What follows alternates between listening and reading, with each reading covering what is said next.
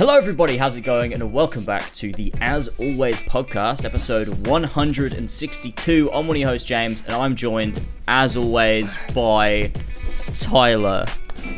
As always, I've just gotten out of the hole. Amazing. I dug my way through the earth that I was under in George's room. But I'm back as always. I'm glad you're here because I just started the podcast thinking maybe you'll be here, maybe you won't, and I'll see what happens. I see. What I thought you were doing was replacing me with my brother, who's here. I thought you just thought Tyler's gone. We'll just replace him with his brother, another Australian. No one will even notice. That's what I thought you were going to do. I wouldn't do that. Then why's my brother here? For the first time ever. I don't know. It wasn't me. It wasn't you, was it? He's just here. I don't know. Ask him. Yeah, I just invaded the call. Okay. Just a couple little Final Fantasy fucking buddies over here.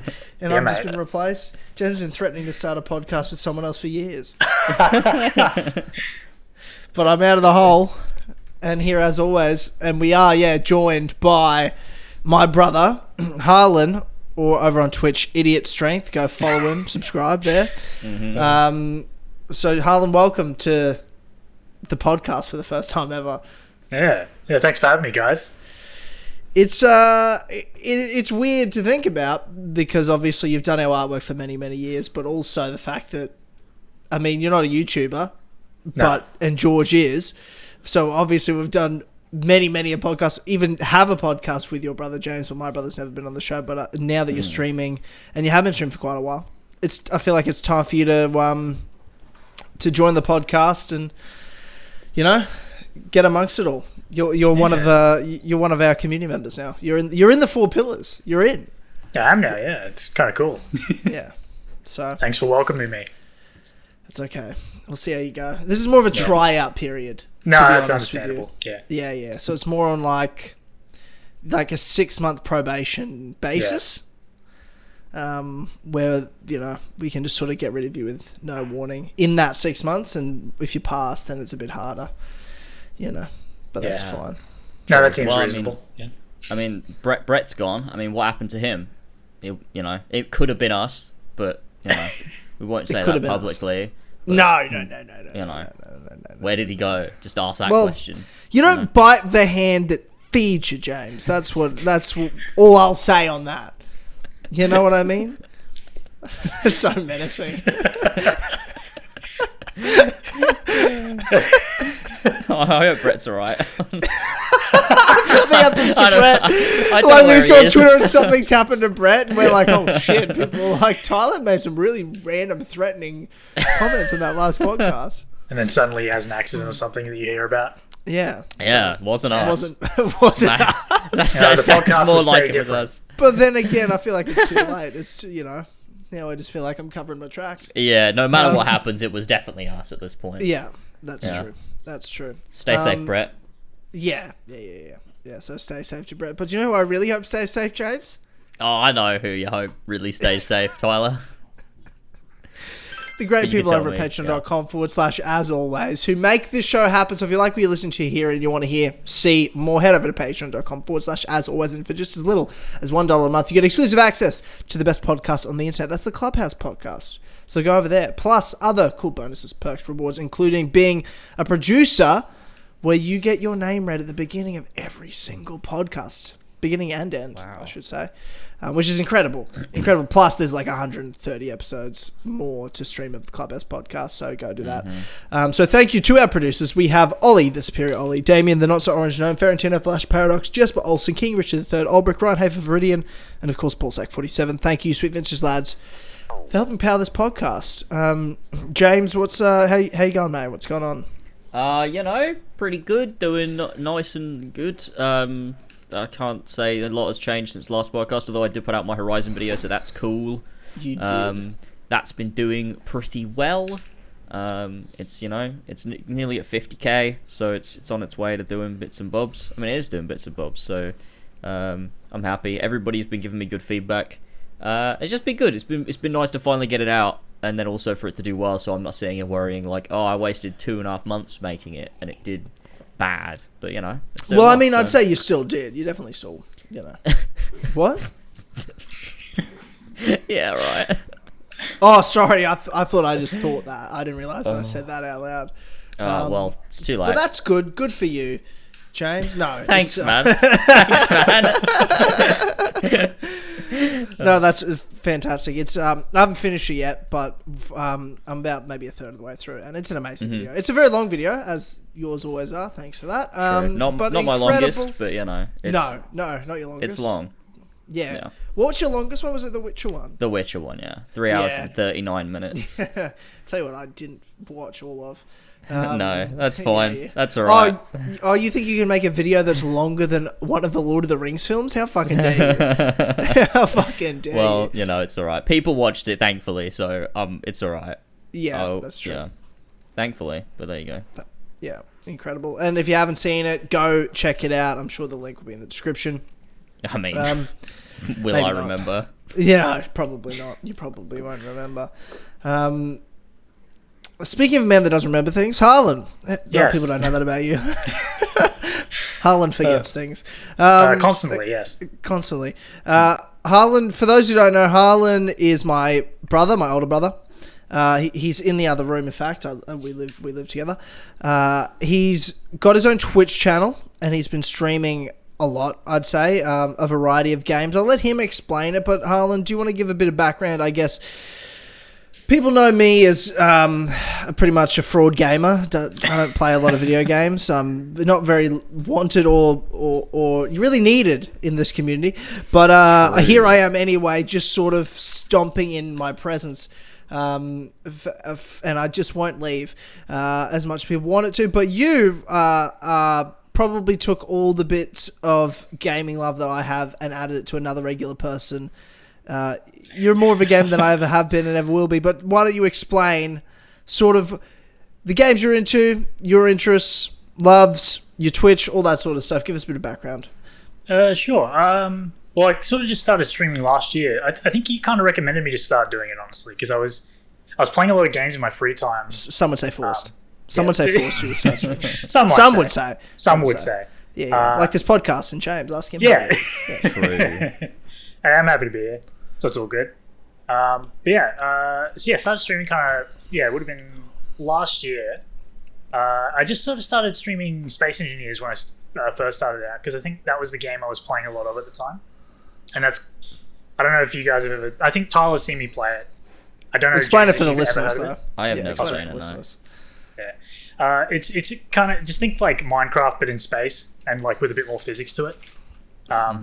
So it's one of those sort of building games, and I had a lot of fun doing that. I would waste so much goddamn time in that game, honestly, because usually I'd go to work, I'd come home, and I'd play a lot of that. So I started streaming that, and then I've sort of moved on.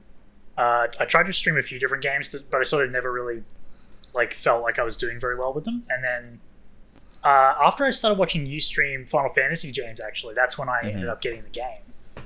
Yeah. Because it looked like a lot of fun, and I've been literally obsessed with it since. Thanks for that. Amazing. Yeah, it gets everybody, doesn't it? I know, it's really, really good. It was funny too, because once I started showing an interest in it, my friend who I play games with a lot, he actually saw it was in my wish list on Steam, and he's like, "Wait, do you want to play this? I play this." And then he sort of got me into it and sort of walked me through. And got me into his server and stuff, and that's who I play with a lot. That's helpful. It's helpful having a friend to go through 14 with, because I don't know how I would have coped without having Jamie and Jas teach me the ropes. Because you got a good crew. There's a lot. Yeah, we got a good little team together, and it's been fun going through it at a slower pace than some. But you know, we're making our way through, and it's been good. Yeah, who's the weakest link then, James? Who's slowing you down? Definitely Elva. It's not even a question. Yeah, okay. And what's she doing? Why is she slowing the team down? Just mid-dungeon trying to rebind her keys and stuff, while we're all trying to push on. I mean, some would say we're all kind of shit except for Jas. Jas is the only one who's really, really good. You got Jamie forgetting how to put on tank starts all the time. I keep running in, forgetting that I'm like part of a team and that I'm only a healer, so I can't be the first one to run into a fight. So it's not all on Elva. We're all a bit shit, but Yeah, we're making our way. But I'm gonna blame Elva. Yeah, that she's the woman, so I accept that. That's what I do. Yeah, I accept that. And for those who, I guess, to give you a bit of a rundown about Harlan and maybe his history with like what games he's into and stuff, to sort of set an example, it's more or less a lot of what I grew up into. Like, we both played Kingdom Hearts together as kids. That's a main game I sort of remember. Same with Halo. And those sorts of games, Jak and Daxter, Ratchet and Clank and all that shit. So Harley grew up pretty much with all the same games I grew up with. Though you were into Kingdom Hearts like a lot more than me, with like Kingdom Hearts 2 onwards. Yeah, back when it was like it had recently come out, that's when I was super into it, when I was a bit younger. After 3 came out, I sort of just dropped off. Like, because I played 3, but it wasn't my favorite of all of them. And I think it's just too much time had passed and I'd gotten older. So I'd sort of fallen out of love with the game, I think. But honestly, like, I want to replay the old ones just to sort of get back into it, because like they were fantastic games, great stories. Yeah, you need to. I'd say. I know. I'd say you need to, especially before Kingdom Hearts 4 comes out. Yeah, I'm sure you've got plenty of time. It's probably like 3-4 years before that game comes out. Yeah, it'll be a while. I don't know. Yeah, we'll see. Yeah, but yeah, and something else that everyone will be like, oh, Harlan's so much better than Tyler. Harlan loves anime as well, also. So that's a thing. What are the animes you watch? What are your main ones? Everyone's gonna love you. Josh is gonna love you. I haven't been watching a lot of like new recent stuff. I've sort of not been watching a lot of anything really lately. Wait! I just remembered you had a fucking, and we talked about it on Come House 3. Oh, well, yeah, what was it? That you, like, there was an anime that you ruined for yourself because you had a vision of it. Oh, that bullshit, yeah. James, do you know about this? Did you ever listen? I remember the story, yeah. Like, but then Jared debunked it, though. Did he debunk it? Yeah, because I'm just an idiot. Like, it's just... Oh, true. True. Yeah. You just forgot. It was like we did establish like at the top sort of of this crap, at the top of this podcast that you forgot. Yeah. You forget things. Yeah, go back to listen to that other one, because I sort of go over it. Like, I prefaced that, by the way, to say that I'm not clairvoyant. But I had, like, a weird, like, dumb, like, moment where I'm like, but you've had more like than I've one seen of those. I feel like I have. But the way Jared explained it, like, it's like, what is it? Deja vu is like half your brain, like, working slower than the other. So that sounds like me. Maybe. I disagree. I think you're clairvoyant. Our father's also clairvoyant. I feel like it's a thing. I think it's way funnier that you like have visions, but only to spoil shows for yourself. I think that's way it's like funnier. The world's worst superpower. Yeah, you get like to the second last episode of every show, and you're like, fuck! I know exactly how this ends. Like, shit, I've seen this already, and I just ruined it for myself. Yeah. That's amazing. It's what a shit X-Men power to have. Yeah. What's the worst superhero power of like a legitimate superhero? God, I don't know. There's like Condiment King, but he doesn't really have powers. Wait, what? Wait, who's that? He's a shitty Batman villain who literally like sprays, like, he's got like tanks filled with like mustard and ketchup, and he'll spray them like at people. It's really weird. That's not a superhero. That's not a superhero. That's more super villain. Yeah. What's the worst superpower? I mean, there's probably a lot of like dumb ones that actually exist, but you probably don't know about. I think like to be like genuine, of like powers that are useful but still shit powers, like any superhero that's power is to like extend themselves and stretch themselves. That's such a shit power. Like, yeah, like stretching yourself. They did it pretty well in The Incredibles, though. Nah. Shit. Yeah, like look at Elastigirl, like throwing herself across the whole city in like one step. Lame. It's kind of cool. It's a lame power. You'll never be late for anything ever again. And what's the Fantastic Four guy? Mr. Incredible. Not Mr. Incredible. No, not Mr. Incredible. Sorry, no, Mr. Reeves. Fantastic. Yeah. But what's his name? Reed Richards. Yeah, Reed Richards. Reed Richards. Yeah. I said Reeves. What the fuck? Reed Richards. Yeah, Reed Richards. Shit. It's a shit superpower. I'm not saying he's a bad character. I'm just saying it's a shit power. It's a boring power. I mean, if you're gonna get a power, I feel like you would be disappointed if that's the one you got. You know, it's kind of a lottery. Stretchy powers. Yes, thank you. That's what I'm saying. I could have got like flight or something. You know. Yeah. But I can stretch. Yeah. Which is like you find out you're one in like a billion. Where there's like 7 superheroes in the world. And you're one of them. And it's like, oh my god, what's my power? And someone's like, oh, everyone's got their powers. You see one guy and he can fly. And you're like, that's fucking sick. What's mine going to be? Super strength? Like, can I teleport? Like, what is it? It's like, you can stretch. I'm like, that's fucking lame. That's such a lame power. I'd rather not have a power. Mm-hmm. Like, what are you going to do with that? You could be a good spy, I think, if you had stretch powers. Because you could infiltrate into places. I don't want to be a spy. Just saying, that's what you could use it for. Yeah, and then people will be like asking, "You need help? You need to help us?" Like, dude, I'm like, no, I don't. I don't have to do anything. I don't want to. I don't want to stretch. Never use it. You could just use it to like grab your mug of coffee from across your kitchen. I'd do that. I'd probably.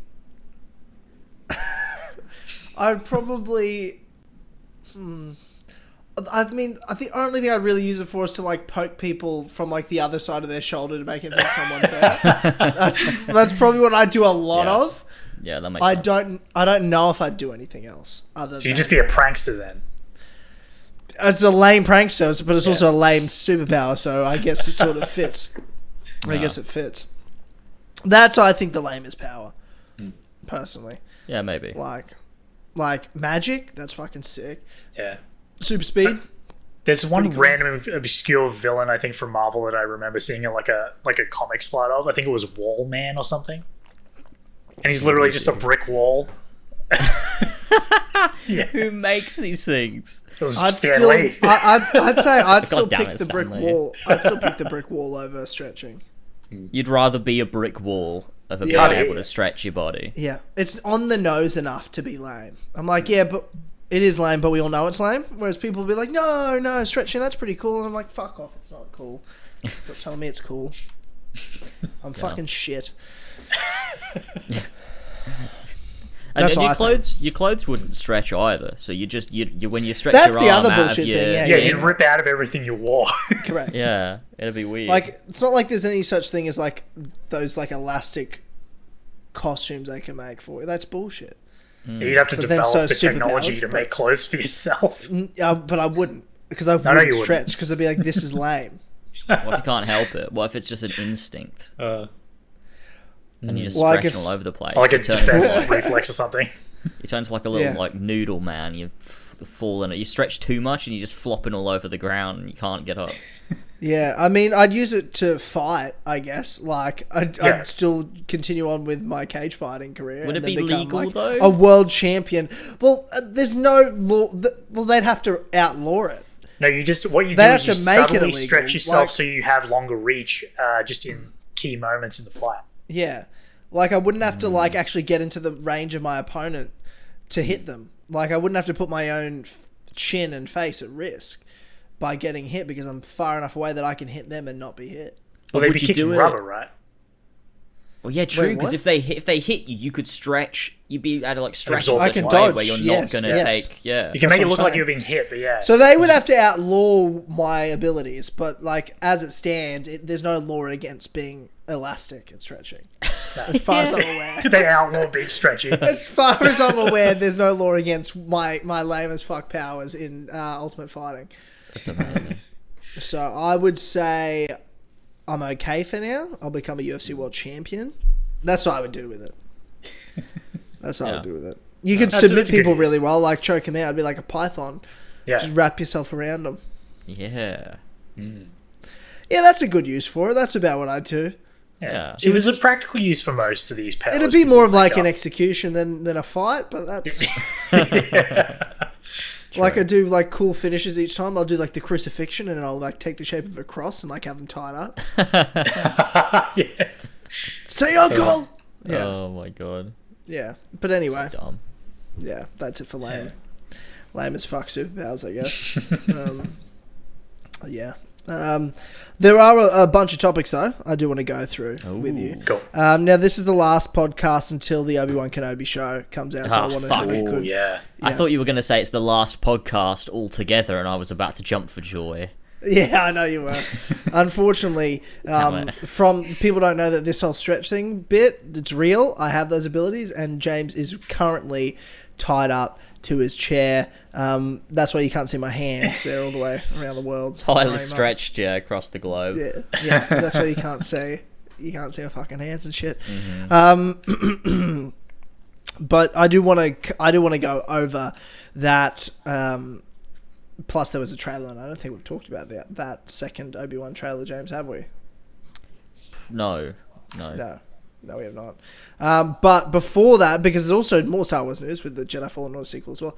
Oh my god! But I want to go over a couple of little things. One being, James, I got a question for you. Yes. Is Ashraf Ismail, formerly of Ubisoft, formerly of Assassin's Creed Origins, Black Flag, Valhalla, is he directing the Dead Space remake? Is that true? No. News came out, and that was the headline. What's going on? It's not true. They've since corrected it, which is one hell of a mistake to make. How did they get that wrong? How in the world do you misreport that? Yeah, I don't know. It's a weird one. I think it's because the guy that's directing it is Eric Baptista, and I believe either him or Roman Campos Oriola, one of those guys, worked previously at Ubisoft on Assassin's Creed, and the people who reported it must have just seen previous Assassin's Creed creative director, and like somehow it ended up they just reported that it was Ashraf Ismail without checking who they were talking about. So and who reported this? It was Game Ranks, which is so absurd. Yeah, it's not. The Game Ranks are like. Well, I mean, I know Game Ranks because they fucking have a YouTube channel and they put out videos that just show up in my feed all the time. But they're not. I don't think that. I mean, they are huge, but like I don't see Game Ranks as like a major news outlet. To me, it feels more like an amateur type thing. But like, it's not. I don't know. But I don't know how they messed it up. It obviously.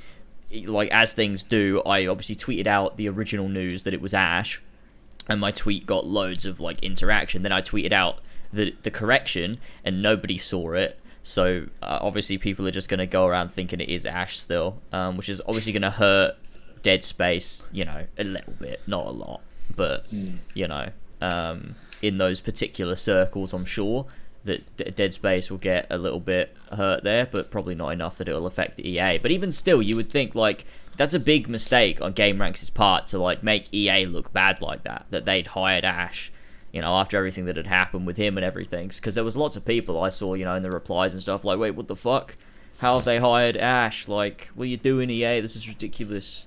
So, well, can I ask this question, though?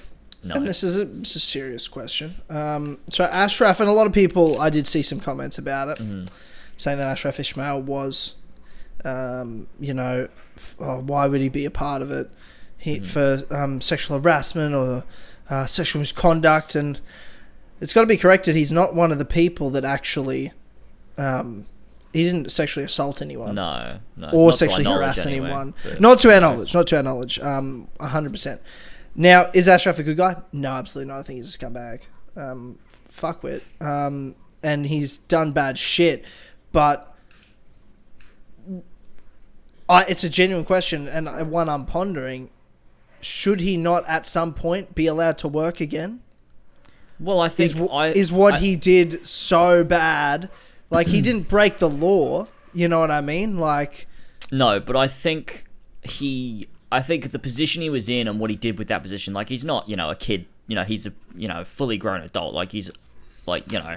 Oh, I don't disagree. He should have lost his job where he was. And so, no, like, he for should sure. be punished for what he did. But And he so has been punished. At what point do we go, he can work again, I guess? Well, I don't think if you've done something like that, at an age where you should definitely know what you're doing, that you should ever be allowed to work in that specific position again. Obviously, like, he could be redeemed as a human being, and he can go and live his life, and he can go get a fucking job somewhere, and, you know, he shouldn't for the rest of his life have to never be able to work or do anything or go outside or see people or whatever, obviously. But for me, I mean, I have absolutely no reason to ever like I don't want to say like forgive him because I don't know him, but I have no reason to ever like respect him again. Like I just have no reason to because I don't know him. So to me, it's I guess my thing is like I feel like everyone deserves like what if he becomes and he learns. You know what I mean? Like people can learn from their mistakes and literally never do that thing again.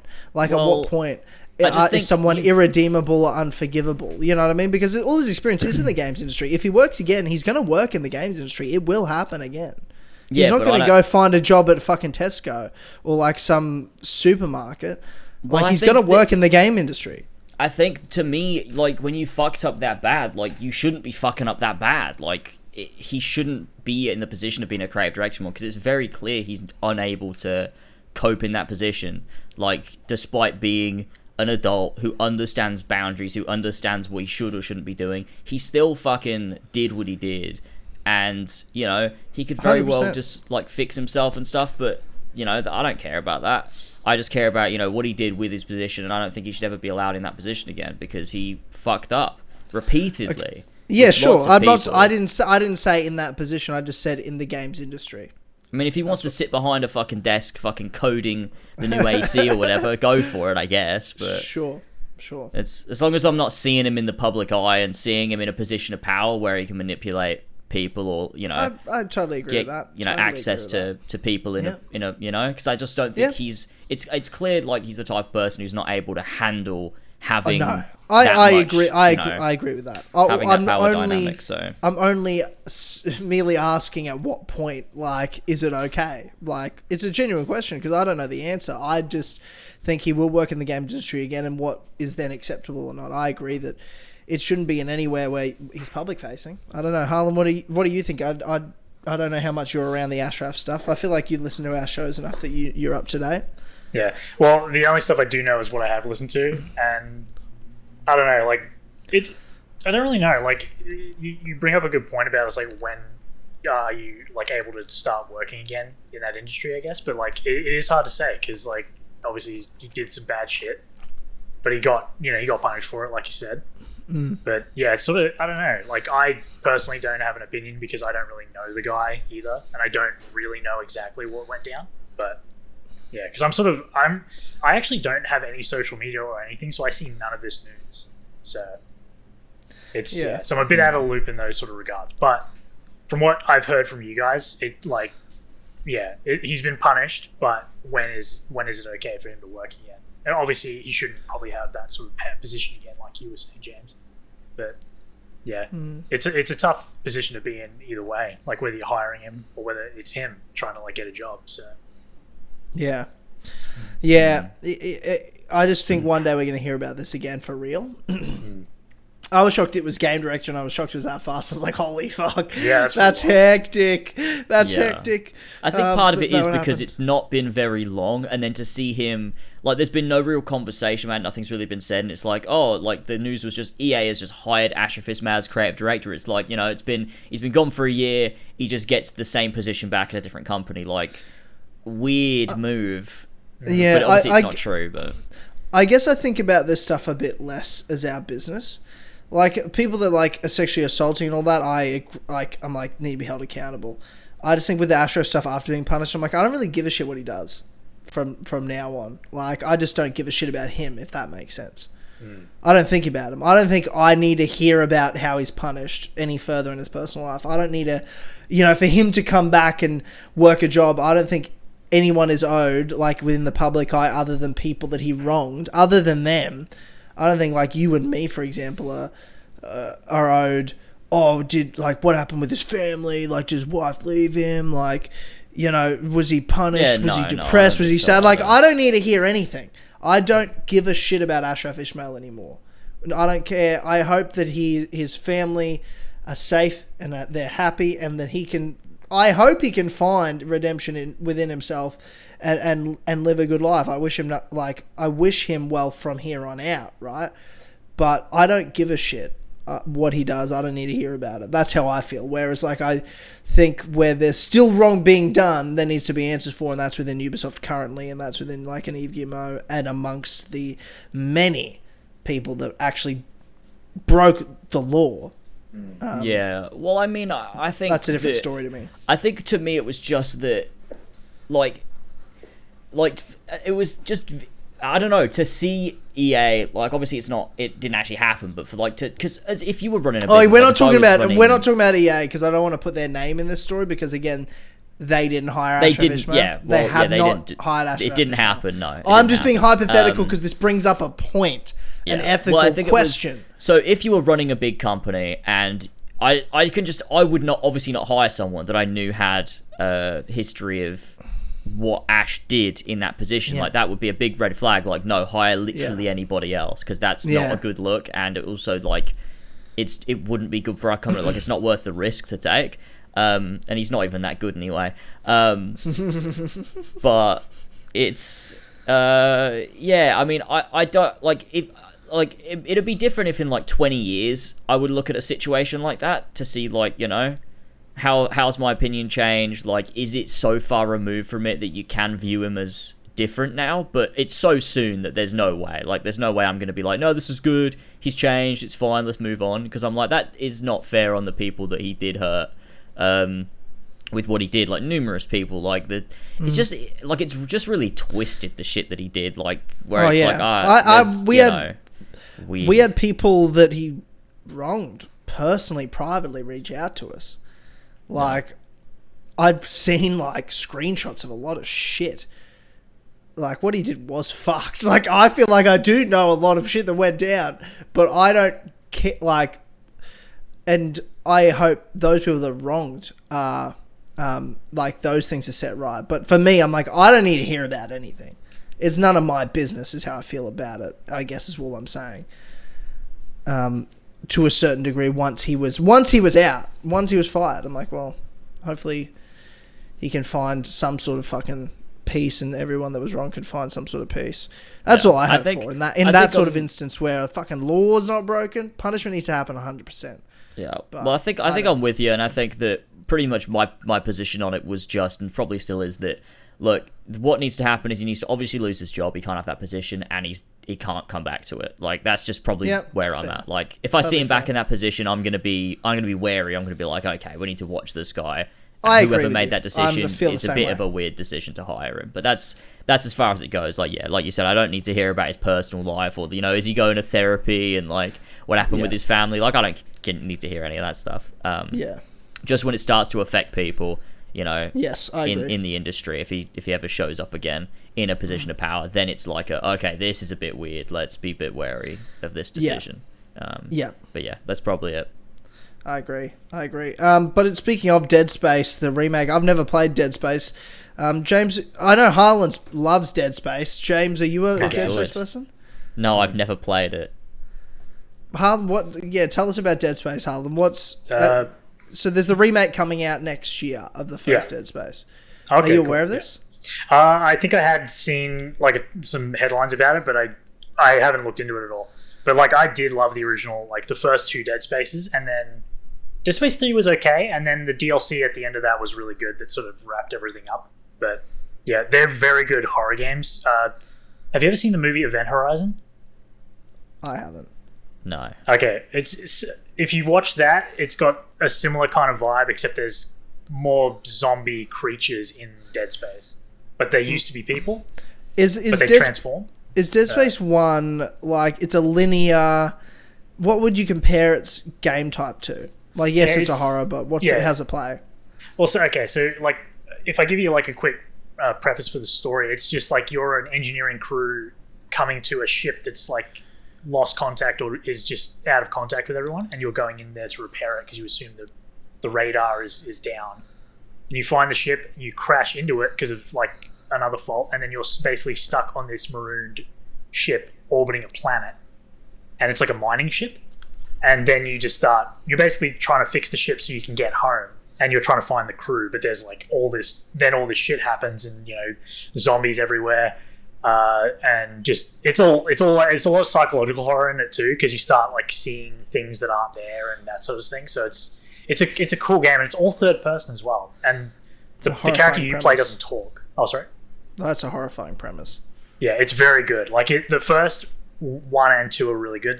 The second one takes place on a, like, essentially like an asteroid space city station, and then that's all going to hell as well. And it's but the first one's premise is very cool because you're isolated on a single ship in basically the edge of like a system or whatever. So you're very alone and you feel alone, and it's very scary. Imagine like in human history, you're the one guy that, or like one of the billions of people that have lived, and you're one of 10 that happen upon zombies on another planet. You get to be that human, and then not only do you get to be that human once, it happens to you again in the sequel. Like the odds of that, it's like, how the fuck does this have to be me twice? That's got to be amazing. Like a 1 in a trillion cosmic fluke. So welcome to being the main character of a horror game. Yeah. You'd be like, oh, come on. Like, you never have to do that job again after you deal with zombies in space. Surely, like, you win some sort of fucking medal. Like, you go on a vacation. Like, what the fuck? Yeah. To be fair, the guy you play is an engineer, so he's just like a repair guy. Oh, poor guy. but he dealt with zombies, so I feel sorry for him. Yeah. I may give Dead Space Remake a shot because I feel like I appreciate those sorts of games more now than when it was like. I feel like when Dead Space came out, I was only playing action adventures and like open world games. You wouldn't catch me playing something like that. But those sorts of games, I feel like, are shorter and much more digestible for me at this point. Yeah. I don't know. Yeah. How long's the game, Harlan? Well, I guess it's decently long. It's not crazy short or anything, but it's because it's like in chapters. So you'll beat a section, and at least in the first game, it's like you'll go through a section of the ship, and that is a single chapter. Like Uncharted type thing. Kind of, yeah. Because like the whole ship is giant, and you're basically using a tram on the train to get to different sections, and you're unlocking them as you go. So like you get to like the medical bay. You get to the bridge, you get to other sections, and like you're trying to like restore different systems to get the ship up. Yeah. And you're basically finding out also what happened to the existing crew. Because they're all, dead and trying to kill you now. So it's like what the fuck happened? Okay. And that's like the main plot of the game. Right. So okay. It's very cool. But, I might give it a shot. I'm sure James probably will. Yeah, I'm sure I'll play it. Yeah. Speaking of guys in space, the Master Chief. Now, this Halo television show is coming out weekly, I believe. Yeah. And the latest episode that came out, spoilers if you don't want to know and you plan on watching this horrendous show, is that this human Covenant spy, that's like this main villain, apparently, of the show, who's a human, fucks Master Chief. Yeah. And Cortana watches. Cortana does watch, yeah. But is that real? Is that a real? Yeah, plot that's a point? real plot point. That's a real plot point of the show. Oh, yeah, man. that's a real Master thing. Chief pulls his armor off, fucks the Covenant spy, and Cortana stands there and watches.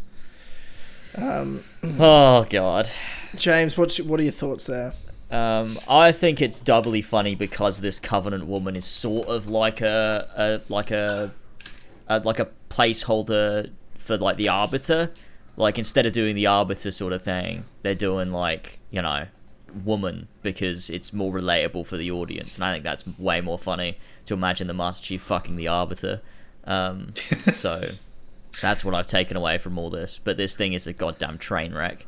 And anyone that likes it is actually probably clinically insane. There's no way that anyone actually likes the show. Yeah. Or at least people likes who haven't Halo. played the games.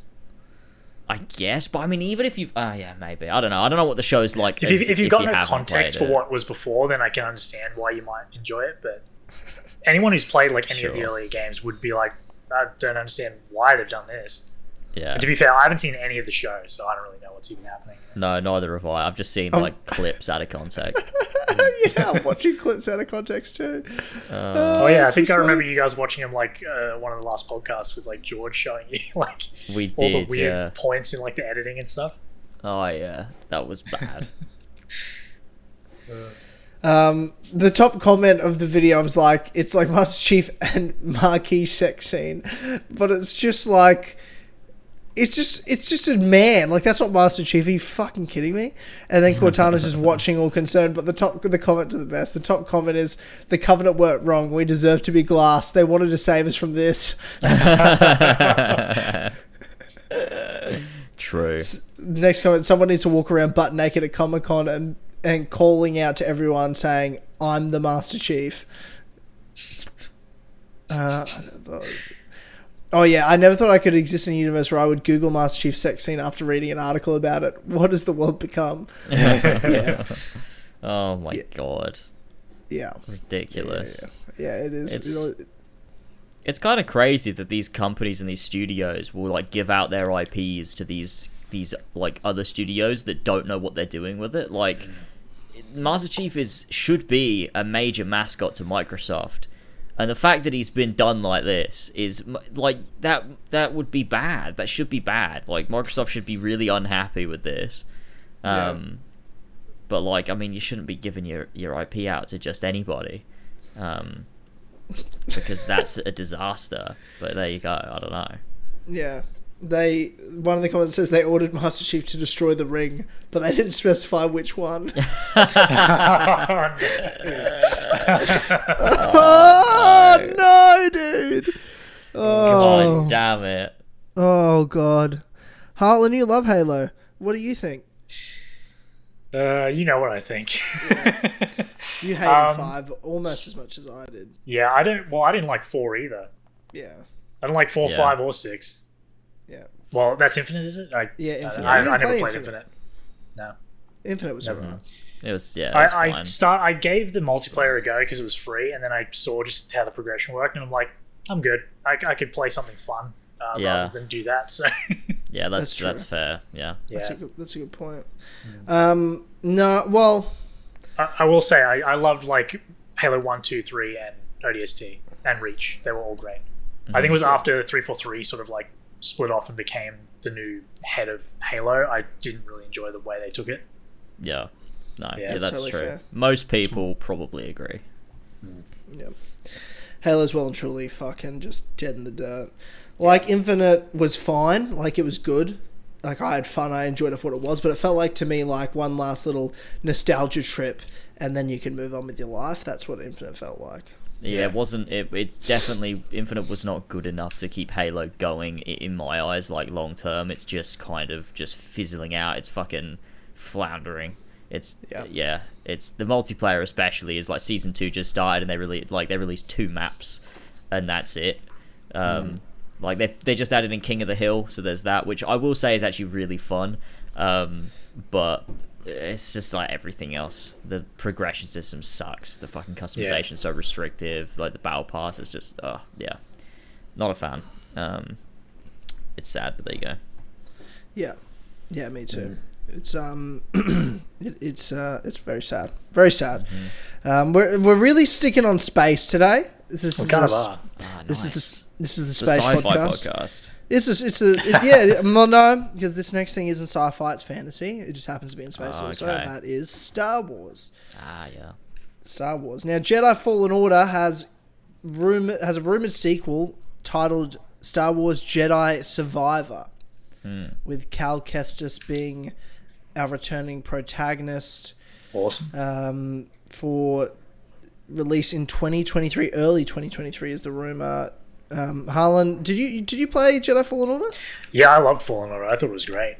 Did you have glitches like I did? I think I had the one weird T-posing glitch with one of the bosses. The lead Inquisitor you fight a few times. Yeah. I think when I lost to her and I loaded back in, she was just T-posing in the middle of the arena, and then drew a saber. When I came back in, I'm like, that was weird. I don't know why she was doing that, but other than that, I think I had a pretty clean run through the game. Mm-hmm. I had so many glitches. And I enjoyed the story.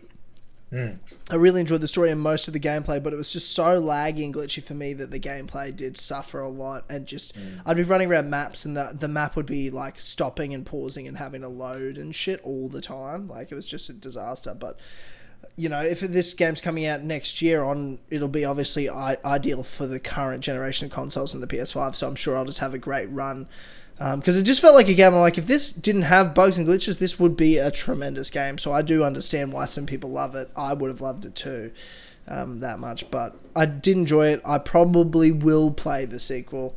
And I really liked Cal. I really liked the story. I really liked the characters, and hope, obviously spoilers for Fallen Order, but at the end you get your ass kicked by Vader.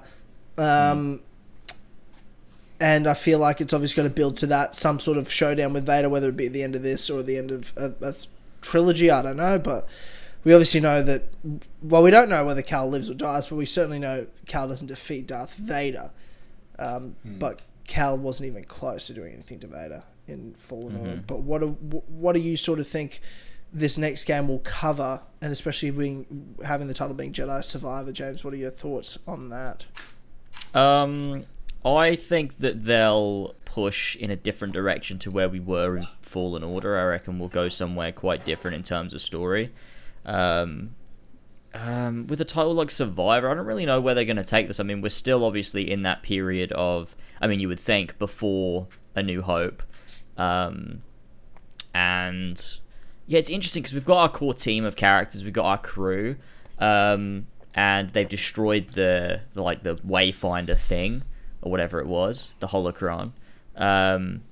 So we're sort of in this position where you really can take it anywhere now. Like, there's nothing that was set up in Fallen Order that means we have to go somewhere specific now. So there's not much you can really speculate on, I don't think. I think it's just, waiting for it and seeing where they go. At the end of Fallen Order, Cal sort of learns that he doesn't want to go find, because the story's almost like you're going to go find other Force-sensitive children and help rebuild the Jedi Order, but then Cal sort of realizes to keep them all safe, they should stay in hiding. They should stay in hiding. So what do we think Cal's mission's going to be then? Yes, if it's I not don't know. Rebuild the Jedi Order. It's called Jedi Survivor. Is it just him on his own with his crew? Is Vader do we see Vader being the main enemy going forward? They've introduced him. I don't think so. I don't think Vader's going to be prominent in the future ones. And if he is, I think it'll be minor. I don't think he's going to be in it I don't think he'll be a main antagonist, because obviously, like you said, we know Cal can't win. So there's not a lot of tension to build there. And I think if Vader's ever going to show up, it's got to be for, like they did in Fallen Order. But then I don't think it'll have that same impact. So I think they're going to leave Vader, honestly. I don't think they're going to have him show up again in either of them. Maybe he'll be mentioned, but I can't see him showing up again. I reckon he'll be the main big bad. I just think that's what they're going to do. I think that Disney love farming Vader for all he's worth. And I'd give it 5 more years before everyone hates Darth Vader. Harlan, what do you think? I'm kind of inclined to agree with James on this one. I don't reckon they'd make Vader the main villain, just because they've got all the Inquisitors in the mix now for all the new sort of lore for the Star Wars universe now. So I have a feeling he probably doesn't think he's much of a threat because he was so easily able to sort of beat him. So maybe Vader's just gonna have his better Inquisitors start hunting him more frequently, and that'll be why he's on the run as a survivor, like the game says. But yeah, I'm not really 100% sure.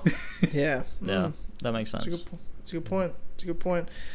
We're in a period of time where obviously it's between Revenge of the Sith and A New Hope, and there's something else that takes place during that time, and that's the upcoming Obi-Wan Kenobi show that by the time the next episode of the As Always podcast comes out and is even recorded, we will have seen the first 2 episodes. I believe the first 2 episodes are coming out on release day. Yeah. So we'll have seen the first 2 episodes of Obi-Wan, 1/3 of the show. So I feel like we need on this podcast will be the final sort of preview of the show.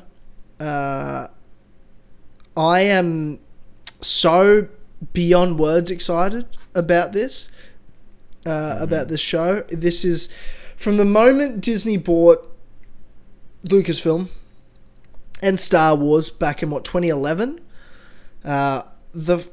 Over 10 years ago, I remember thinking, oh my god, Star Wars is going to come back. They're going to make Star Wars movies. And they said, we're going to make a new trilogy, but we'll also do spin-off movies. All I wanted to see, I was like, obviously I want episode 7, 8, 9, that'll be cool. But the one thing, the number one, top of my listing I wanted to see was Ewan McGregor back as Obi-Wan Kenobi. 11 years later, the time has come. Ewan McGregor's back. And what I never could have imagined happening what I never even envisaged happening was that Hayden Christensen would come back to play Anakin Skywalker, Darth Vader in it, and it will be the true sequel to Star Wars Revenge of the Sith, my favourite Star Wars film. Or top 2, I'd say. Empire Strikes Back is really, like, objectively the best Star Wars film. But I grew up with the prequels, and I'll admit they're pretty fucking average. But I love Revenge of the Sith. I think it's a fucking awesome movie. Not flawless, not faultless, but as a kid, through nostalgia, I just fucking love it. And Ewan McGregor, Hayden Christensen, I just love them. Their duel at the end of Revenge of the Sith is one of my favourite scenes from anything ever. And I cannot wait for those two to be back. I love that they're back, and I can't wait for them to face off. What did you think of that latest trailer that came out on May 4th, James? I thought it was good. I thought it was better than the first trailer, probably. Yep. It's a bit better in terms of just like building out what the show is sort of gonna do. But without showing too much, and I quite like that the trailers, because Disney have a habit of sometimes they'll do amazing marketing, and sometimes they'll just show fucking everything in the trailers. It just really depends on the property. But I think they've been doing a really good job with it, so we don't know a great deal, but we know sort of like what's happening. We've seen some good shots of Ewan McGregor as Obi-Wan. We've heard like Darth Vader's breathing. We've seen like some of the Inquisitors. We get it like a shot of like Luke as a kid, which is really cool. Sort of parallels to Anakin, which was really nice. And yeah, overall, I just think it looks like it's going in quite a fun direction, and I like they haven't shown a lot. Like there's some cool stuff, like you get to see like the base from Fallen Order as well that they showed, like the castle the thing. Inquisitor base, yeah. Which is really cool. So there's that, and it just looks like it's going in a really cool direction, and I like that they're not showing a lot, so it leaves a lot to sort of to look forward to when the show comes around, because I reckon the show is going to have a lot more meat to it than what the trailers have shown, because the trailers, they've shown like, Obi-Wan's kind of doing this thing, and like we don't really know why he's where he is, and we don't really know what is actually happening. It just kind of seems like Obi-Wan's just going around and getting involved in shit, but I'm sure there'll be some more depth to it when the show comes out, and it'll be full of stuff. So I think I think the trailer was really cool, and it's fun. It's fun to get excited for Ewan McGregor back as Obi-Wan, and to have that. Yeah, it's definitely the one thing in Star Wars that I'm actually looking forward to, because everything else I just like kind of hate. So it's gonna be fun. Yeah, agreed. Harlan, you're a big Star Wars guy. But I don't know if I know what your favorite parts of Star Wars are. Like, I don't know. Is it the originals? Is it the prequels? Is it the sequels? You're someone that's pretty well versed with the animated shows also. Is that correct? Yeah. I'm going to be honest. I really, really enjoy the animated stuff. Like, in the Obi-Wan trailer, actually, a lot of the Inquisitors that appear in there are featured in Star Wars Rebels, the series. So I've seen a lot of those characters. I'm like, that's very cool that they're bringing them into the live action space. So that's going to be very cool to see them as well. Yeah. There's a lot of cool stuff in Star Wars. Like, I like the universe in general, and I like the direction they're doing with a lot of the new shows that are coming out. Like, I really liked Mandalorian, and I did like Boba Fett too. It had a lot of links to Mandalorian as well. But I'm quite excited to see what they do with Obi-Wan. It's going to be very, very, very cool. But I really enjoyed the animated one as well. Like Clone Wars recently, well, not super recently now, but they did the final season to wrap up the Clone Wars show, which sort of ended like Ahsoka's sort of story, because you got a bit more insight into her stuff as well. Yeah.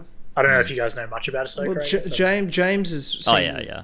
I've seen all of it. Yeah. Oh yeah. Clone Wars and Rebels. Brilliant. Yeah. Cool. Okay. Yeah, it's just me that's the outsider on all of these things. It's because you hate cartoons, though. I do. I do. Which is ridiculous, but I know. Yeah. I've stopped trying to convert him. It's never going to happen. never going to happen.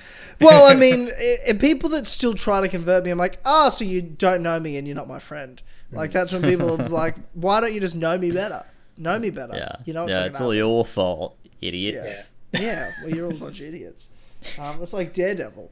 like trying to get me to watch Daredevil. I'll watch season 4 of Daredevil on Disney Plus, but I will not. Yeah, watch which will season be 1 to probably 3. the worst season of Daredevil because Disney are in control Dude, now. if it's, I hope it's terrible to all you guys, and even if it is bad to me, I'm gonna say it's the best show they've done. Just to spite us. I will become a God. Daredevil season 4 stan account on Twitter, I like just hate you. out of pure spite. People get so angry about Daredevil. It's so much fun to me. Like when I said on man. Twitter, like I'm gonna watch season 4 and never watch season 1 to 3 out of spite. People that actually know me thought it was funny, and then everyone else that thinks they know me were just like, "Oh my god, well you're just hurting yourself, bro." I'm like, "Oh my god, get the fuck over it." It's a TV show. No one You're gives a ruining shit. your own life. So Yeah, live I'm with ruining it. my own life. Yeah, some people are taking that seriously. It's just hilarious. Why you like this, Tyler? I don't know. I got problems. We all know that. We all know that.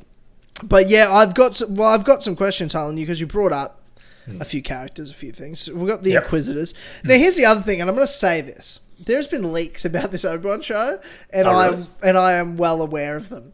Of right, like the ending supposedly leaked, Oh. and we're not gonna talk about it.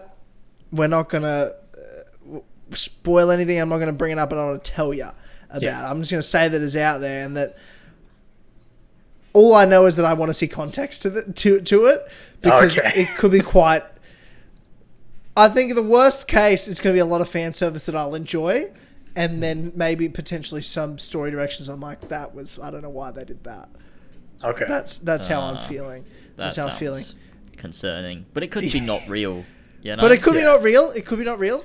It definitely could be not real. And it also, in context, could be really good. But I don't have the context to it. Because it doesn't I haven't seen the 6 episodes that build up to it, right? So you just... I'm willing to say that it's not bad by definition. It just could be bad if it's not executed well. Yeah. Yeah. But also could not be true. Could also not be true. Yeah. Now, am I still excited? 100% so fucking keen.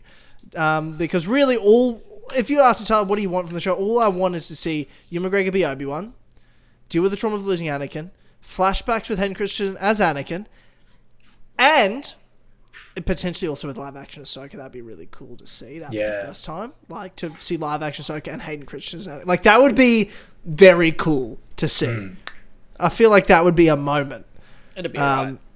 Yeah. Well, I mean, we will see, because obviously he's going to be in the Ahsoka show that they've just started filming. I find live action Ahsoka weird. Like, I don't enjoy it because Ahsoka's animated and live action Ahsoka looks strange to me. So it's the same reason I don't it. like Clone Wars and watching Anakin be animated and Obi-Wan be animated, because they're not animated That's characters. just how So I I feel understand about what it, you're I saying, suppose. and I accept your opinion.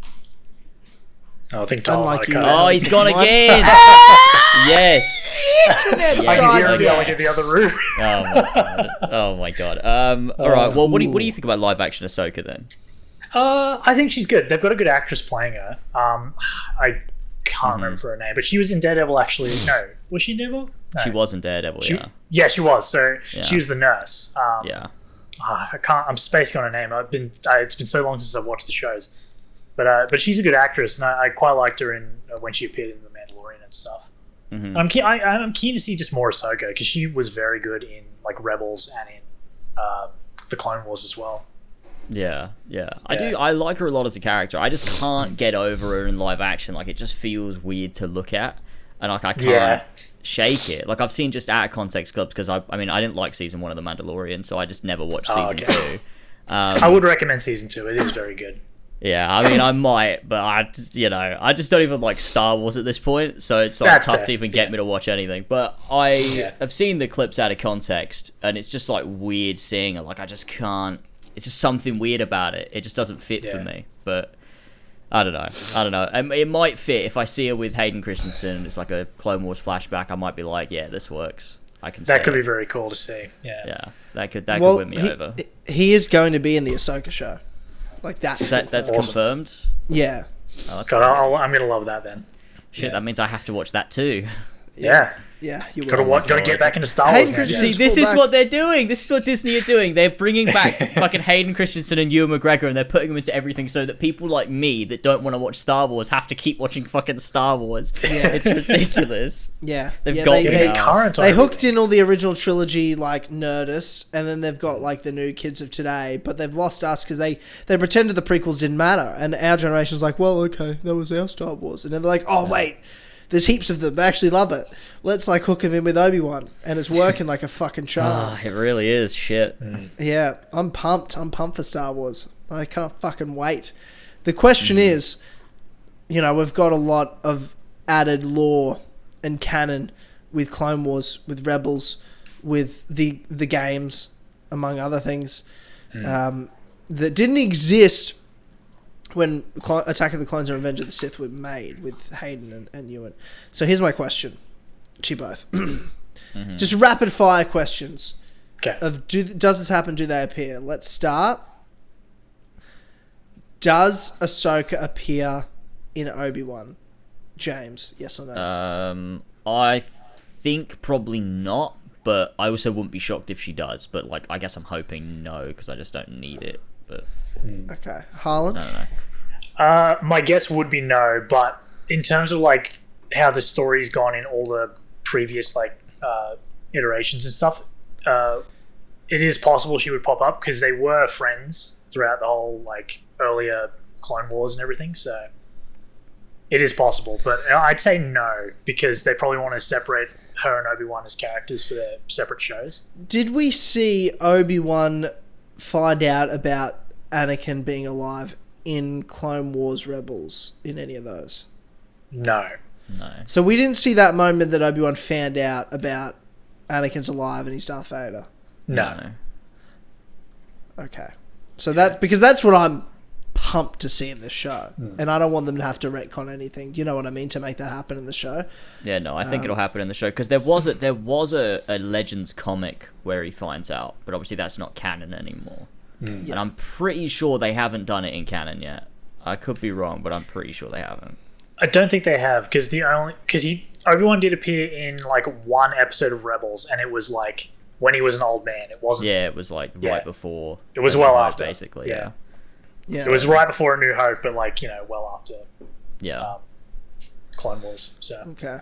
So that's good. That leaves a lot of room for that moment. And like in the trailer and the build up to it, and I get goosebumps every time where you've got, is it Reva? Is the Inquisitor? Oh, I think so. Yeah. Yeah, and she's screaming, and let's break down this trailer because the trailer pretty much says you still want, like, there's a character that goes, do you still want Kenobi? And it's one of the Inquisitors, and you assume he's talking to Darth Vader, but I think he's actually talking to Reva. I think Reva wants the reputation and the approval of Daddy Vader because that's what they're all seeking, all the Inquisitors are seeking, like Vader's approval in his favor. She wants to find and kill Obi-Wan so she can get favor with Vader, and she, then it's a bit of her narration, pretty much saying, she wants every bounty hunter, everyone that can, to like find him, hunt him down, and kill him or capture him or whatever. And then clearly she sees him and is talking to him as he's escaping, and she screams that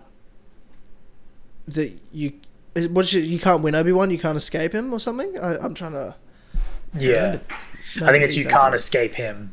Yeah. So obviously talking about Vader. Yeah. Hang on, let me skip ahead. Here we go. Yeah, you can't win Obi-Wan, you can't escape him. And as that's happening, you see her sort of clearly chasing after him. You see Vader's hand get attached and then like a sort of front of his armor. You hear the breathing, and then it looks like Obi-Wan on a ship, like inside somewhere, maybe like hiding out, but there's that moment he sort of opens his eyes where he feels the presence. And you assume, is this where he feels Anakin's presence for the first time and realizes, holy fuck, this dude's alive.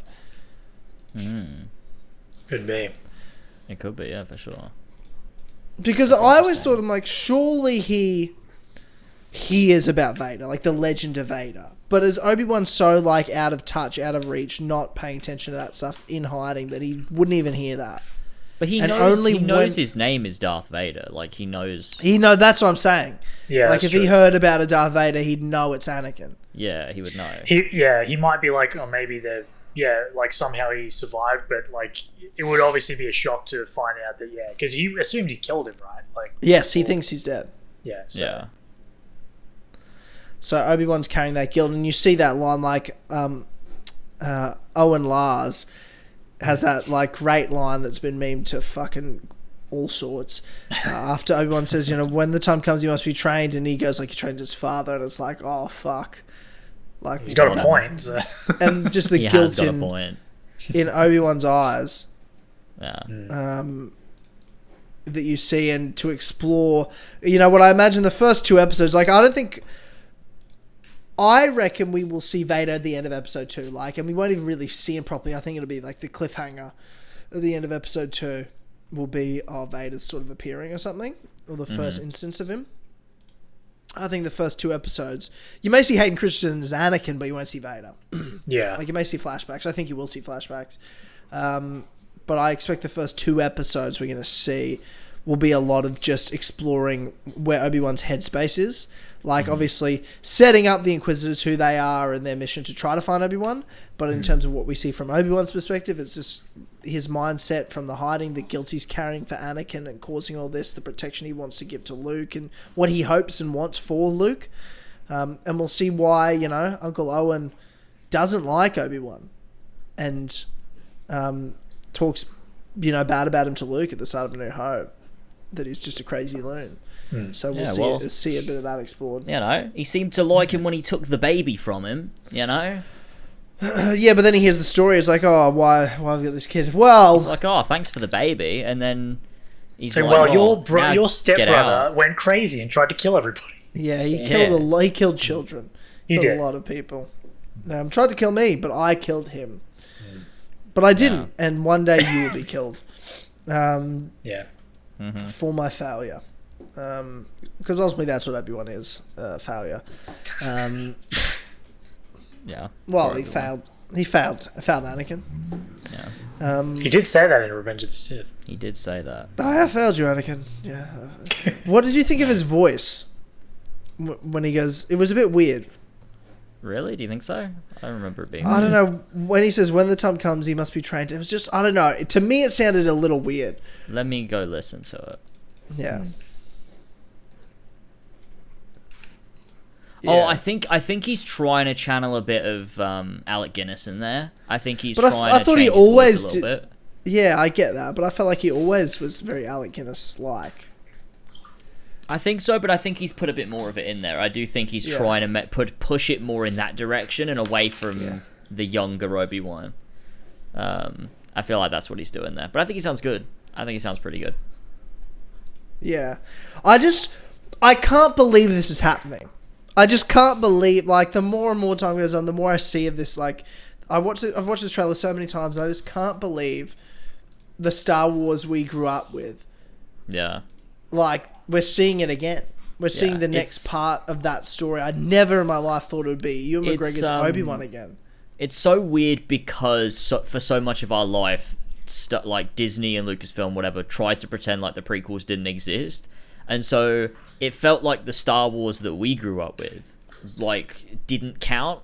And it, like, felt like something else entirely. So, like, the fact they're finally tapping into that, and, like, every time we've got to see things from the prequels, like whether it's a fucking clone trooper or a fucking battle droid or something, it's felt like these little bits of like, oh, that's my Star Wars, and they're acknowledging it. But like with this, it's like they're properly acknowledging it. Like it's not just, you know, a little Easter egg in the background that references the prequels. It's like, you know, fully continuing on from the prequels and giving us that, and it feels good. It feels quite special, and I think that's why I'm just so into it, because it's like the prequels is the Star Wars that, like, I'm always gonna love, even though they suck, because it's the one, you know, it's the Star Wars that I grew up with. So it doesn't matter, you know, how much I start to dislike Star Wars as a brand in general. If they do something prequel related, I'm always gonna be into it, because it's my Star Wars. So it's totally really agree. cool to see all that. Yeah. Harlan, what you're obviously pumped up for this as well. What are your feelings going into Obi-Wan?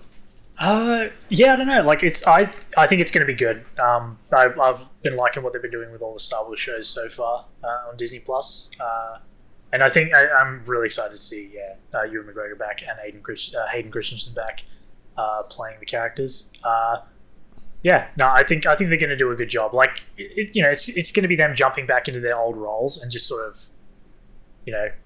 maybe doing a bit more of a like new spin, I guess. I don't really know, but like I'm excited to see what they're going to do with the show, leading up to when New Hope starts. So, well, like that big battle between Obi-Wan and Vader that we know is going to happen in the show. I'm very excited for that. There was a mention by press of like, oh, will there be a season 2? And Ewan's like, I'm open to it. It's like, please, for the love of God, don't do that. Don't do it. Don't ruin it. Don't make do this it, glorious Disney. 6 episodes and move the fuck on with it. Yeah. If you do another season, you're bound to just... when you start milking shit like that, when something is supposed to be a limited series, which is what it's supposed to be, if you make another season, like that's already too many seasons. Like it's not supposed to be that. That's not how it was conceived. So, don't push it. Hopefully they won't. How much of Luke do you think we'll see? Do you think he's going to be a big part of the show? No, I don't think he'll be a big part of the show. I think the best you'll see is like maybe Owen talking to him, like to do with like maybe because once he saw Obi-Wan in that town they were in, like he probably Luke went back home. knows Ben Kenobi. Yeah, he knows he's an old man like who lives up wherever or whatever. Yeah, right? it's like, it's old Ben Kenobi. I know him. Yeah, so he's obviously familiar enough with him to be like, oh boy, am I glad to see you. You know what I mean? Like, that's... Yeah. They'll probably interact, but I don't think there'll be, like, big interactions between them. That's actually a really good point, because I guess I was thinking in my head, the first time he ever meets him is in A New Hope, but it can't be because he's so familiar with him, and, like, he recognizes him when he sees him. He's like, oh my god, thank god it's you, man. Yeah. I can't wait for them to update the scene of like Obi-Wan has PTSD. One of the great videos on YouTube, if you haven't seen it. Obi-Wan has PTSD, and it's just like the editing of the scene from A New Hope and Alec Guinness's performance as Obi-Wan with all the flashbacks from the prequels. And the opening line is like, he sees Ben and he goes, oh, Ben Kenobi? Boy, am I glad to see you, yeah. That's a great video, especially because when you first click on it, you think it's going to be a meme, but it's actually just really good. Oh yeah, it's got 13 million views. Jeez. Yeah. But it's just such a great thing. And you really see the little things that Alec Guinness does that Ewan McGregor does really well to mimic in his performance. Like even just his beard and the stuff. Beard stroke, bro, that's such a big one, eh? The beard stroke's such a big one. But just the way he delivers it. But this is also what I want to see. So the show's called Obi-Wan Kenobi, and he's literally like... in A New Hope, Obi-Wan Kenobi, that's a name I haven't heard in a long time. It's like, well, you hear it 10 years before at least. So, in this show, will he be called Ben or is it Obi-Wan? Like, where does that transition happen? How do they find him? Maybe call him Kenobi. Maybe no one says Obi-Wan in the whole show. Oh yeah, I see what you're saying. Perhaps he's like, they called me Ben Kenobi, but just no one said Obi-Wan. For some reason. I don't know. Which does make sense. The Inquisitors would know him as Obi-Wan. Yeah. They're searching for Obi-Wan Kenobi. I'm pretty sure all the Inquisitors are like ex-Jedi that were turned. Yeah.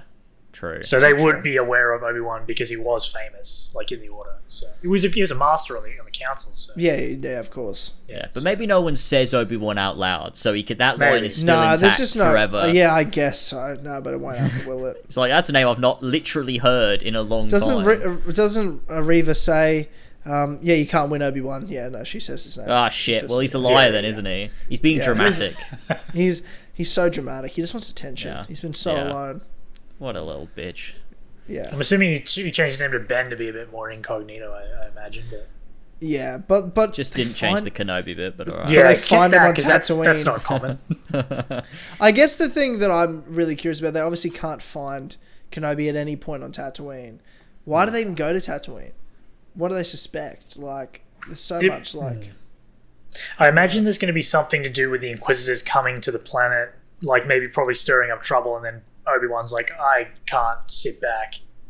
Because, I think in the trailer, the Inquisitors also say the Jedi they're almost compelled to do, to interfere and do good. So Oh this yeah, is so how you you just draw show up them in out. different planets. Yeah, you draw So, them out. Yeah, great yeah. point. Yeah. Because I imagine that's what they'll do. Because I'm pretty sure they did the same sort of tactics in the Rebels show as well with some of the Inquisitor characters. They would just roll up to places and just fuck stuff up, and that would cause people to react, and that's how they would find them. Do you think then that the reason Obi-Wan leaves is because he hears about, through the Inquisitors, the existence of Anakin? And have that Perhaps, moment? maybe. Well, because here's my thing. This is what I think the show's about, if you ask me. Obi-Wan says to Luke, and these are the lines that justify to me that they see each other again before A New Hope. He says to Luke, there's two really important lines. One's in Empire, one's in Return of the Jedi. Or maybe they're both in Return of the Jedi. But he goes, Obi-Wan pretty much says he can't be saved. He's more machine now than man, twisted and evil. Like, how does he know that he's more machine now than man? He has to have seen him. Yeah, exactly. As a machine, right? He's fought Darth Vader as a machine. The other one is... Well, he did see him. He literally fought him and then died. Yeah. So he did see him in A New Hope, didn't he? Yeah. But he mentioned that before he'd fought him again, so... yeah, maybe. No. Wait, did he? No, he mentioned it afterwards. Yeah, because when he fights him, he dies. Yeah, but I thought when he said, like, he's more Force machine Ghost. now than Machine now man, than isn't he man, saying that in twisted Return and of the evil. Jedi? Yeah. Really? You could say that. Because he obviously he has to say that. Let me throw the big line at you because then. Let me throw it the has to big be line after at you. Luke finds out. Let me throw the big line at you. Okay, yeah. Return of the Jedi, Luke says there's still good in you. That you can come over the light. That conversation's going on. And Darth Vader says, Obi-Wan once thought as you did. He's like, when did he think that? No, he didn't. Revenge Sith, he literally came to kill you. He didn't ever, at any point, there was no conversation with Obi-Wan trying to turn Anakin. I think Obi-Wan has lived 10 years with this guilt, finds out that Anakin's still alive, and then goes on a mission to find him, and he does try to turn him. Yeah. Padme says to him, there's still good in him. I think Obi-Wan... The actor. I think Ewan McGregor, the actor. I think Obi-Wan believes or wants to try to redeem himself, and it may even cause another failure in the sense of he leaves behind Luke. He leaves Luke vulnerable so that he could redeem his past mistakes and turn Anakin to the light again. And this is where, by the end, the fight happens and he realizes how far gone Vader is and how there's nothing of Anakin left. I think that fight could happen in this again. I think that's where the fight will go. And at the end, Obi-Wan realizing his mission is only to watch over Luke. Owen won't let him train him and just keep him away from him. So Obi-Wan's like, I guess I'm just a recluse and I'll just watch over Luke and make sure nothing happens to him. And there's nothing I can do to save Anakin. That's he has to let go of that sort of guilt type thing, perhaps. Yeah, I think so. That's what I want to see. That's where I see it going, right? It's just one last attempt to save Anakin. And then it just fits in that little line of Obi-Wan, what thought as you did? Literally, the whole thing is based on that. It makes sense. It does make sense because that line doesn't currently line up with the prequels. So it makes sense you would then, take that and make a whole show about it because you're Disney. Does Obi-Wan cut off a hand or a leg or something and see that it's just, obviously machined? You have that on the nose moment, or does Darth Vader get the upper hand, or is it a bit of a stalemate? Something happens. How do you see? I think there's a bit of both. You can sort of tell he's mostly a machine with the way he breathes and just all the bits and bobs on his armor. So maybe that's part of the giveaway as well. Yeah, because obviously he's he cut off two legs and an arm. Yeah, but think about it. It's after he got beaten by Obi-Wan, he's just been stewing. He's got to have the most vitriol, hate and rage built up ready. He's as soon as he sees him, he's gonna do what he did in the end of Rogue One, go absolutely insane and try and murk Obi-Wan straight away. I reckon. It's gonna be just pure hate. Oh god. Yeah. I can't wait. I can't fucking wait. Yeah, I think so, and I do think as well. If anyone's gonna get a one-up on Vader, it will be Obi-Wan because nobody else literally has, other than Luke.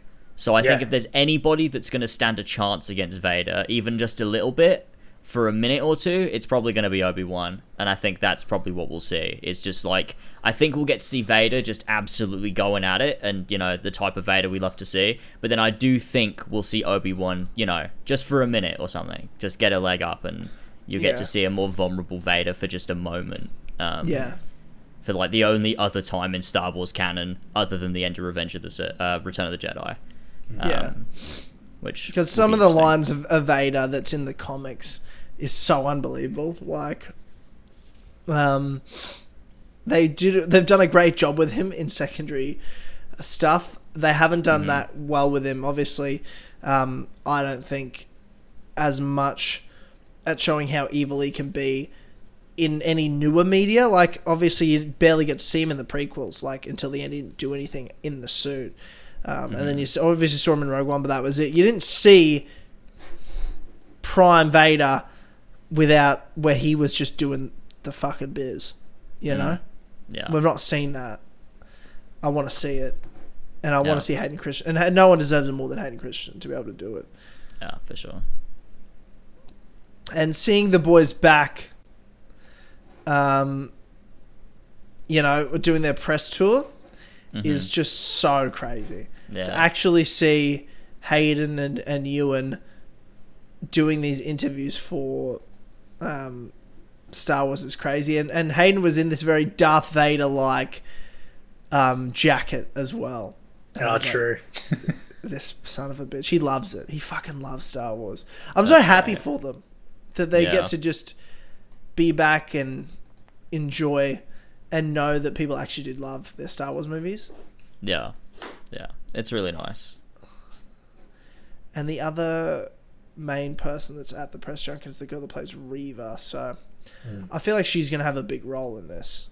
Yeah, I think she's going to be the lead Inquisitor, like, hunting Obi-Wan throughout the show. Yeah. Wait for people to be like, oh my god, Star Wars is so woke. Why are they trying to be woke with... Well, you know, a woman could never lead. No. So that we do know. It's not physically possible, alright? Well, there's no leading women in Star Wars canon that we know. We're well aware. That has never been one to have women in major roles. What about Leia? Harlan, I'm being sarcastic. Yeah, Harlan, that's the bit. That's the bit. That's the joke. Sorry, I ruined that. Yeah, that's okay.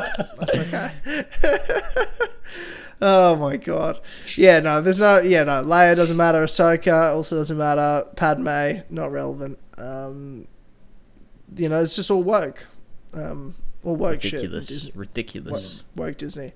Ruining my Star Wars. Yeah, well, I can't wait till Elon Musk buys Disney and just sets everything right. We'll fix it all. Elon Musk will buy every company on the planet and fix them all. I can't wait. Yeah, well, he's bought Twitter and that's all fixed. It's fixed. It is fixed. I don't know what's changed, but it's fixed. Fixed it. He's fixed it. Yeah. House of the Dragon, I was just thinking about the Game of Thrones show as well. That had a new trailer, and that apparently is already going to be renewed for a second season. Oh, wow, okay. I wasn't excited for a Game of Thrones show of any kind. Like, it's Game of Thrones, it just ended so poorly that it just left a sour taste. But I feel like a nice fresh start will be good to be back in the world. I'm ready to be back in the world of Westeros with something new that they can just explore and have some time with. And even if it does end shitty, hopefully we can just enjoy just being back in the world for a while, for a couple of seasons of good. Yeah, it'll be fun. I'm looking forward to seeing Matt Smith. I feel like, I don't know, I feel like some ownership to Matt Smith. I like seeing him in things because I'm like, it's Matt Smith. You know, he's from Northampton. He's, you know, grew up watching him in Doctor Who. I felt like kind of I do like Matt Smith. Yeah, he's from my hometown. It's nice to see him in these big things like, you know, Game of Thrones, and he was in Morbius, sadly. But he was too. He's in The Crown. He was great in The Crown. True. I mean, he's really trying to break into Hollywood now. It's like what he's really trying to do with these big movies like Morbius, and obviously he's going to be in House of the Dragon. So hopefully this show's good, because I want to see Matt Smith do something really big that's also really good. Well, usually when a show's renewed for a second season before the first one's out, usually it's pretty good. It's testing pretty well. Yeah. Well, you know, I mean, like, it's got to that be confident. Good. It's got to be good because Game of Thrones ended so badly that, like, this kind of has to be really good. Yeah. Otherwise, they're gonna that's not gonna be good for them. But Yeah. Yeah. you know, it's No. exciting. It is exciting. It is exciting. There's a lot. There's the House of the Dragon, and then there's the Lord of the Rings of Power show that comes out only a few weeks after that. It's which could be good or it could be a disaster. We don't know. I know. It comes out September 3rd, Lord of the Rings of Power, and I've promised, Dave and I have sworn to each other that we won't watch any episodes until the end of September when I'm in Miami, and we're going to watch them all up to that point together. So I'm going to have to avoid spoilers for the show for weeks. I'm not going to see it. You're going to have to get off social media, I think, then. No, well, I can just mute all the words and stuff. Oh, to true. do with Okay, that, not True, read you can anything. do that. Like, But what if Nah. That'll be fine.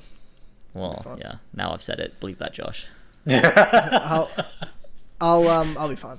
I'm confident that I can do it, and that moment of getting to watch it. Lord of the Rings, David's favorite films, books, mine too. We both have the fucking Andoril tattoo. I just feel like I gotta wait. You gotta wait and watch it with him. It's just the right thing to do. But I hope it's not shit. It'll just be so bad if it's shit. Yeah, that'd be such a shame.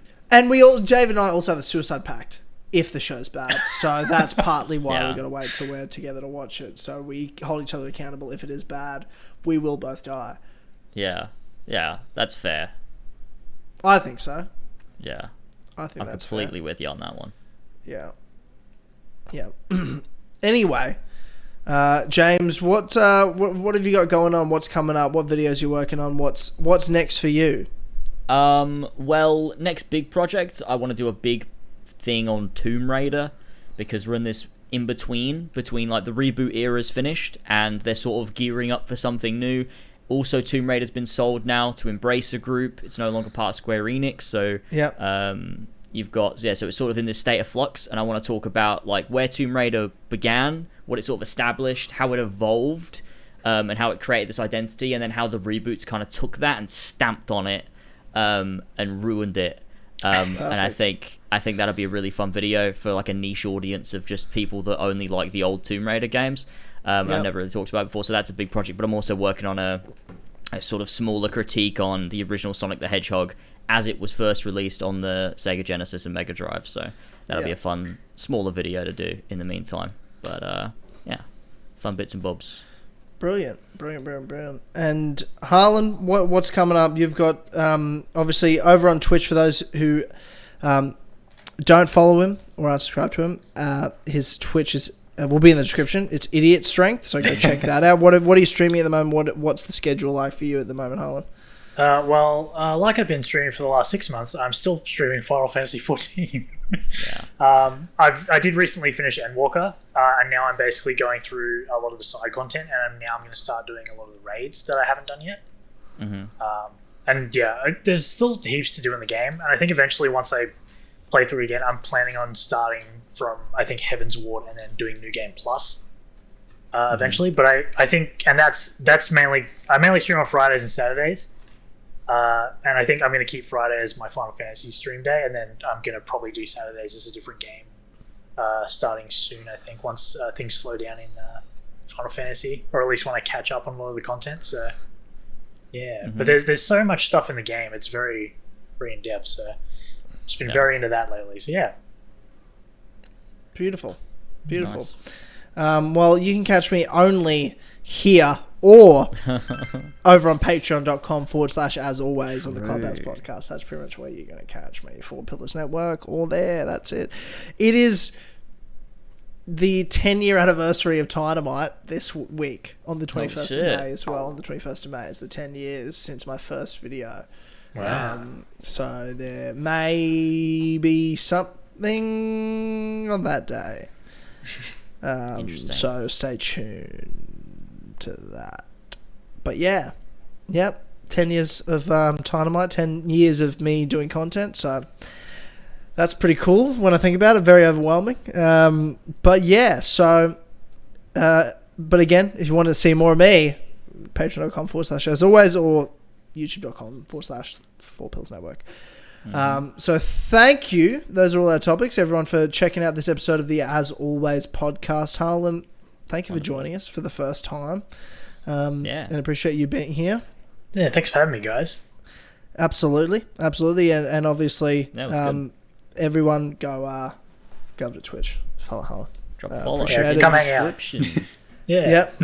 And go hang out. Yeah, that's right. And as well, of course, if you like what you're listening to here and you want to see more, head over to patreon.com/, as always, if you just want as little as $1 a month, you get exclusive access to the best podcast on the internet, the Clubhouse Podcast. Go check it out, plus some cool bonuses, perks, and rewards, including for $5 and above. You get on the credits at the end of every single podcast. So thank you to these people. We have Ollie the Superior Ollie, Damien the Not So Orange Gnome, Ferentino, Flash Paradox, Jesper Olsen, King Richard III, Olbrich, Ryan Haver, Viridian, Bullsack 47, Aragon, Kim Subagain, Cream Pies, hashtag Matthew Night Skies 2, Please for the Love of Fuck Hollywood, Adam the Banana Ghoul, Simp, Alfie Robert, Andrew, Big Dick 6699, Ben Higgins is thankful for a stick brethren, Benedict Clobbers, BFHC, Biggest Fucking Virgin, Bodge, BQ Overlord, The Elder Brown Ford, Call Me Daddy, Christian 0210, Dry Man, Gamer 101, Eli Emil, Catborg, Ridito Hacker, Ethan Dean, Fishy, Furious Coco, Gene, Give Me a Penis, Kinko Swag, Grant, Deafness 6, Gwen Hughes, Hooky, Jack DG 1998, Jaden B. Bennett, Jake Ryan, Joe the Founder, Scarab, Josh Duvillier, Josh J. Anderson, Joshua Mora, Kassassin, Kid Ghostly,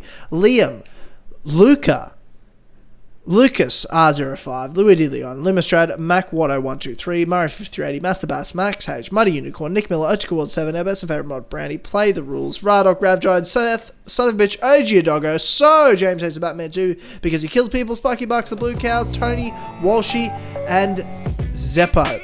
Thank you, you sweet / Powers podcast. We will see you next week for another episode of the Clubhouse Podcast on Patreon and the Four Pillars Podcast as well. So thanks everyone for listening. We'll see you all next time. Goodbye. Bye, buddy.